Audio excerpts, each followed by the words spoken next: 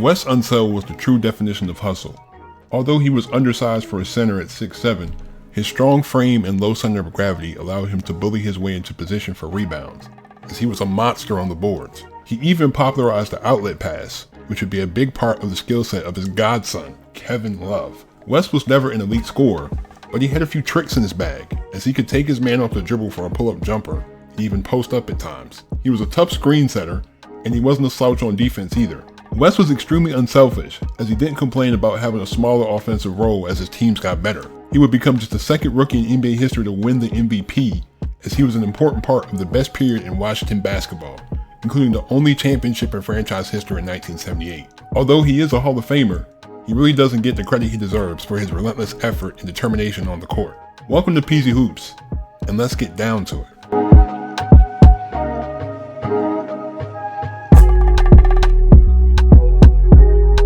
Wes was born on March 14, 1946 in Louisville, Kentucky. His father Charles wore many hats, including prize fighting and a stint in the Negro Leagues, playing for the Indianapolis Clowns. Wes played at Seneca High School, where he won state titles his junior and senior year, being named a first-team parade All-American. Wes was recruited by over 100 colleges, even being the first black athlete to be offered a scholarship from the University of Kentucky. But he chose to stay close to home and attend the University of Louisville, as it was already integrated. Wes would average 36 points and 24 rebounds in 14 games with the freshman team. He would be the best player on the team as a sophomore, as Louisville's offense was pretty pedestrian, as they couldn't win more than 4 games in a row this year. They would finish the season at 16-10, as they would lose to a Bob Cousy-coached Boston College team in the NIT in triple overtime. Despite the mediocrity of the team, Wes completely dominated, averaging 20 points and 19.5 rebounds, good enough for second in the nation as he made the all-conference team. The Cardinals' fortunes would change in 1966 with the arrival of future NBA All-Star Butch Beard, as Louisville finally had a capable scorer to pair with Unseld. Louisville would start out 1966 with a 10-game win streak, before losing to Rick Roberson in Cincinnati by 1 point. They then rattled off another 8-game win streak before falling to Warren Jabali's Wichita State squad at the end of the regular season. Their offense improved a lot as they finished 23-5, with a number 2 ranking in the AP poll. Louisville's star duo would both make the all-conference team, with Wes averaging 19 points and 19 rebounds on 54% shooting, being named a first-team All-American. The Cardinals would earn an NCAA tournament bid, facing off against SMU, but they would lose by 2, even with Wes's 18-point and 12-rebound double-double, as Butch shot 6 for 15, including 2 for 7 from the line and 5 turnovers. Louisville faced JoJo White in Kansas in the third-place game, but they would lose that game as well, with the Cardinals star duo combining to shoot 13 for 31 from the field. The Cardinals were still good in Wes's senior season as they added another future NBA player in Mike Grasso. They would get revenge against Kansas with a season-opening win, but Louisville was struggling at the midpoint with a 7-6 record through 13 games. But then they ran through their conference, winning 11 straight to save their season and clinch a tournament berth. Wes averaged 23 points and 18 rebounds on 61% shooting, earning another first-team All-American selection. The Cardinals finished 9th in the AP poll with a 21-7 record, facing the powerhouse Houston Cougars, featuring Wes's future teammate Elvin Hayes. Even as Wes dropped 24 points and 22 rebounds, they couldn't withstand Hayes' 35 points and 24 rebounds, as Louisville lost by 16. They would redeem themselves with a 30-point blowout of Kansas State in the regional third-place game, as Wes dropped 25 points, 19 rebounds, and 8 assists on 64% shooting. Wes was selected second overall behind Elvin Hayes in the 1968 NBA draft by the Baltimore Bullets, as he was drafted by his hometown Kentucky Cardinals of the ABA as well. But he decided to play in the NBA, even though the Bullets allegedly offered him less money. Baltimore had a decent team when Wes got there, as he had a solid backcourt with Kevin Lowry and Rookie of the Year Earl the Pearl Monroe. They had a nice scoring wing in Jack Marin, along with the bruising Gus Johnson. Although Leroy Ellis averaged a double-double as the starting center the year before, Wes would quickly establish himself as the best big on the team, dropping 8 points and 22 rebounds in his NBA debut. Wes was one of the best rebounders in the league from the jump, as he had 33 games with over 20 rebounds, including a career-high 32 rebounds on March 15th against Boston.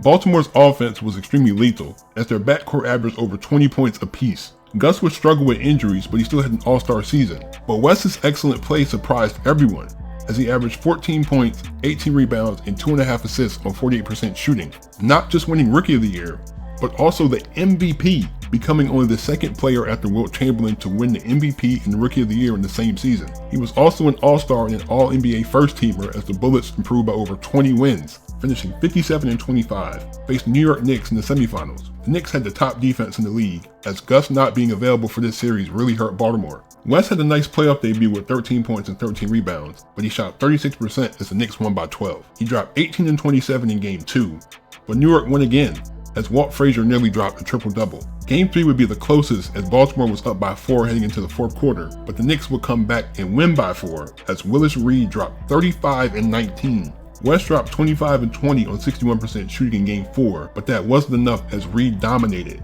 dropping 43-17 as the Bullets were swept. Baltimore drafted a nice guard in Fred Carter to bolster their second unit, while West would unveil a new part of his game in 1969, his passing, as he was second among centers in assists. He would have 15 games with 5 or more assists, even dropping his first career triple-double on March 20th against Chicago, with 16 points, 30 rebounds, and 13 assists.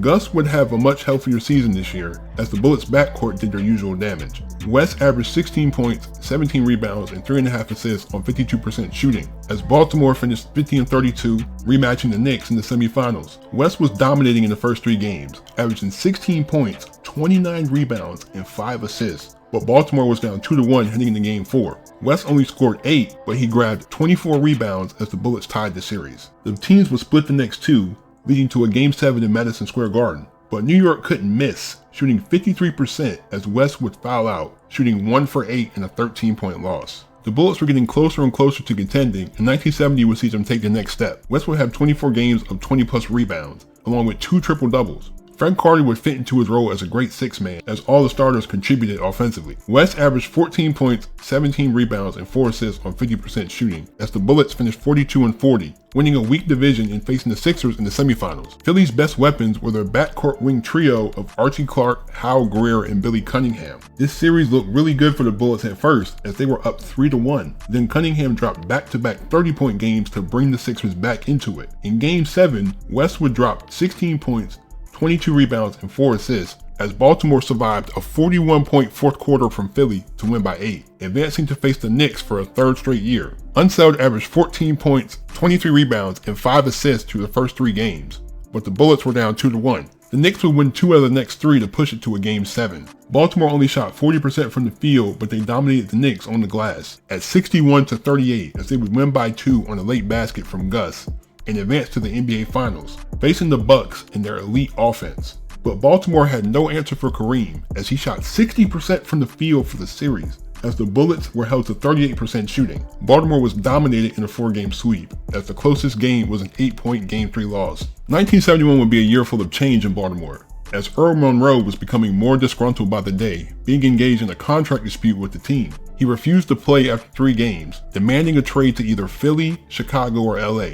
The team suspended him on October 22nd, as his agent accused Baltimore of refusing to pay him a large chunk of his salary from the last 2 seasons. The Bullets were in financial troubles to begin with, so they really didn't have the money to pay him, and they really didn't have any leverage in the trade. So when they finally traded Earl to the Knicks, they only got Dave Stallworth and Mike Reardon in return. They also traded Lowry and Carter to the Sixers for Archie Clark, as well as drafting Phil Chenier and Stan Love, a player whose son would have a playstyle very similar to Wes's. Despite all the roster turnaround, West continued his stellar play, grabbing 20 boards in 25 games and dishing 5 or more assists in 25 games, averaging 13 points, 17.5 rebounds, and 3.5 assists on 50% shooting. Archie Clark would have the best season of his career, and Jack Marin would finally break out, making his first All-Star game. Baltimore's offense was near the bottom of the league, so they regressed to a 38-44 record, but they would still make the playoffs, facing Earl Monroe and the Knicks. West would have a down series by his standards, averaging 12 points and 12.5 rebounds as the Bullets were beaten in 6. Gus's knees were failing him by this point, so the longtime star was traded to the Suns for a 2nd-round pick. But a few months later, Baltimore would find a more than capable replacement. Elvin Hayes was growing tired of being in Houston, as he didn't get along with his teammates or the coaches, so the Rockets traded him to Baltimore for Jack Marin, forming one of the most dominant front courts of the 70s. 1972 was the first year of the Hayes Unseld front court, and it led to a huge improvement for the Bullets. Phil Chenier and Mike Reardon would become starters, contributing nearly 40 points a game between the two. The Bullets also drafted Kevin Porter, an above-average floor general from St. Francis. West would do his usual work, even grabbing 25-plus rebounds in 3 games, as his passing had improved with the addition of Hayes. He would average 12.5 points, 16 rebounds, and 4.5 assists on 49% shooting, as the Bullets defense improved to 4th in the league, finishing 52-30, facing the Knicks again in the semifinals. New York's defense was just way too good at this point, as they held Baltimore to under 96 points a game, winning by double digits 3 times, as they easily got the Bullets in 5 games. This was the 4th time in 5 years that Baltimore was eliminated by the Knicks in the playoffs. By 1973, the Bullets would be moving to the Capitol Center in Landover, Maryland, changing their name to the Capitol Bullets. Coach Gene Shue left to take the vacancy in Philly, as he was replaced by K.C. Jones. Wes had constantly battled through ankle problems up to this point, but his left knee would sideline him for 26 games this year, as he was even considering retirement due to the pain. Fortunately, after being checked out by an international doctor, there was no structural damage. The knee was just badly inflamed. But Elvin Hayes would pick up the slack, averaging 21.5 points, a league-leading 18 rebounds, and 3 blocks, as Phil Chenier would make his first All-Star appearance with 22 points a game. The Bullets would finish 47-35 and face you know who, the Knicks. Wes would have the worst statistical year of his career, averaging 6 points, 9 rebounds, and 3 assists on a career-low 44% shooting. But he would be healed in time for the playoffs. This would be a back-and-forth 7-game series, but Earl Monroe would torch his former team for 30 in Game 7 as the Knicks advanced. The Capitol Bullets were now the Washington Bullets in 1974. They also drafted a nice forward from Tennessee State named Chuck Robinson this year. Wes would have a great comeback season, but his role in the team would change. Hayes and Chenier were the best scorers on the team, so he deferred to them, while still gobbling up all the boards and showing off his elite passing. He would have 12 20-rebound games, 28 games with 5 or more assists, and even 8 games with 3 or more steals. Wes would average 10 points, a league-leading 15 rebounds, 4 assists, and a career-high 1.5 steals, as the Bullets offense finally caught up to their defense, as they finished 60-22, facing off against Bob McAdoo and the Braves. This was a back-and-forth fight for 7 games, as Wes played his role while making his shots, shooting 59%. McAdoo went ballistic this series, averaging 37-13, but Washington won Game 7 by 19. Facing the Celtics in the conference finals. The Bullets defense held the Celtics to 40% shooting in the series, as Washington got solid production off the bench from Nick Weatherspoon. They would take the series in 6 and make it to the finals for the first time in 4 years, facing Rick Barry and the Warriors. West would play some very efficient ball in this series, averaging 12 points, 17 rebounds, and 3.5 assists on 53% shooting. But even though all the games were close, the Bullets were swept. In 1975, the Bullets would trade Kevin Porter to the Pistons in the offseason for Dave Bing, and they also drafted Kevin Greavy from Kentucky. West would have the best passing season of his career,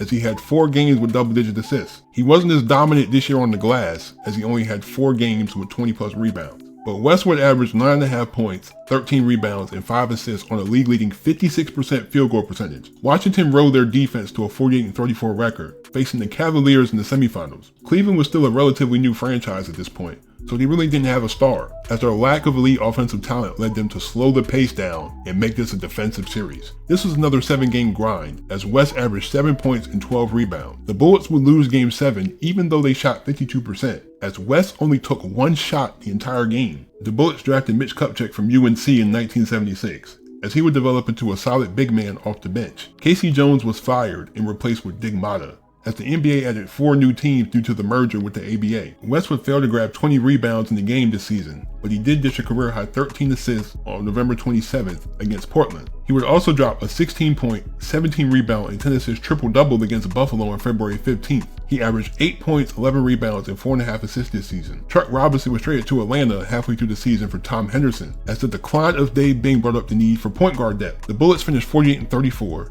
facing the Cavaliers again in the first round. West only averaged 5 points, but he grabbed 13 rebounds a game and helped Washington win in 3 as they faced the Houston Rockets in the semifinals. Mitch Kupchak played the best basketball of his career this series, as he would average 21 and 8 on a blistering 66% shooting for the series, but the Rockets would take the series in 6. Washington made a huge signing in the 1977 offseason, as he added the two-way star Bob Dandridge in free agency. West would rebound like his old self, grabbing 20 or more boards in 5 games, as his best game of the season was an 18-point, 27-rebound, and 6 assist showing against the Bucks on February 28th. Dandridge and Hayes both averaged over 19 points a game, as the Bullets finished 44-38, facing the Hawks in the first round, as they would easily get by them in a 2-game sweep. The Spurs were next, as Gervin went nuts, averaging 33 points, 6 rebounds, and 3 blocks on 55% shooting, but the Bullets would sneak past them by 3 to take the series in 6. The Sixers stood in the way of another chance at the title for Washington. Dandridge would play great defense on Irving this series, as McGinnis was playing terribly, shooting under 39%, as Wes was only available 3 out of the 6 games. But the Bullets would finish Philly off to make another trip to the finals, facing an upstart Seattle Supersonics squad that was elite defensively. This series was a battle until Game 7, as the Sonics couldn't buy a bucket, especially Dennis Johnson with his 0 for 14 shooting night.